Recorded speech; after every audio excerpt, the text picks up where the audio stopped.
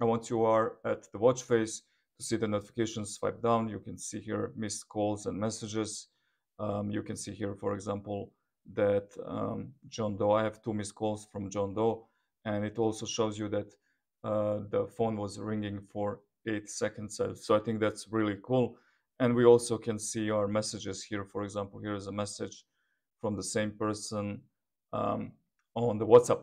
Now, to enable this, go to your phone app, tap on the devices, and then scroll on app notifications.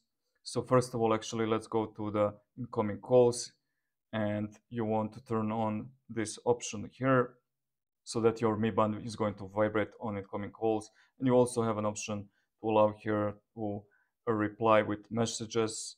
And here are some few options of quick replies. You can also add your own. So if someone calls you, for example, here, I cannot do it here, but when someone is calling you, you'll have an option to swipe up and choose one of these quick replies, and then that's going to be sent to the one who is calling you as a message. And as I already said, you can add your own quick replies.